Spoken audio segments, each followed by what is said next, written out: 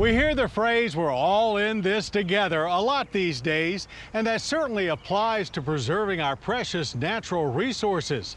Well, this week we see how those with the longest ties to our natural history are taking bold steps to ensure a clean future. The Cherokee Nation is located in a 9,000 square mile area of northeastern Oklahoma. Unlike other reservations, Cherokee tribal land is checkerboarded in and around state jurisdictions, and Cherokee citizens are very much a part of the local communities.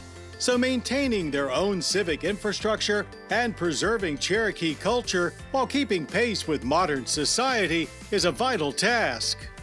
Well, our belief, and it's one that's held our people together for generations, is that we look 7 generations into the future. We look at what our actions today are doing for generations from now.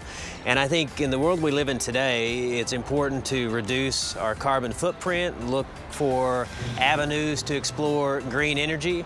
And I'm standing next to our solar canopy, which is one of our key initiatives to meet that objective, reduce that carbon footprint. Think ahead to future generations to make sure that this reservation that we're on right now is going to be clean and pristine, hopefully cleaner as we go by, thanks to these kind of initiatives for generations in the future. The Indian Nations Council of Governments is also home to the Tulsa Area Clean Cities Coalition, easing the way for the Cherokee Nation and other tribal partners to team up through clean cities on a number of clean vehicle projects. This solar canopy, completed in 2017, currently houses 8 free public Level 2 electric car charging outlets at the Cherokee Nation's main administrative complex. It generates up to 58,000 kilowatt hours per year and augments grid power supplied to the buildings when not used for charging vehicles. When it was installed, there were actually very few electric vehicles registered in the area.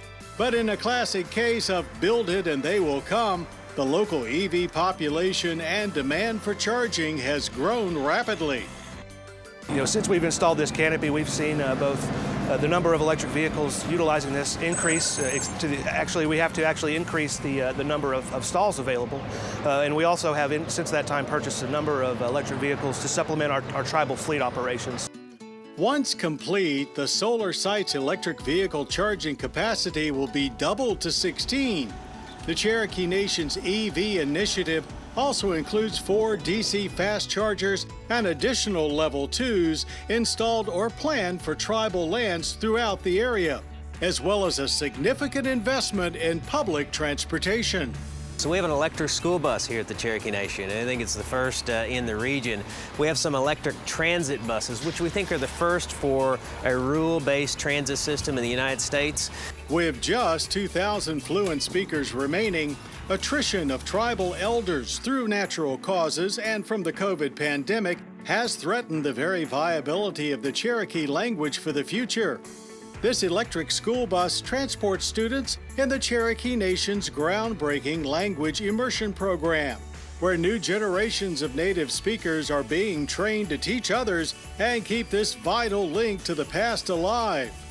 These newly arrived Proterra electric transit buses carry bilingual signage throughout the interior to act as a reminder to all of the importance of not just preserving but continuing Cherokee traditions.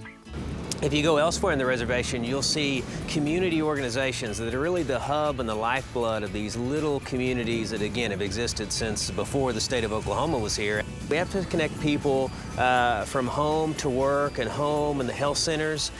Doing that in an environmentally sustainable way is important, and those transit buses are a big part of that.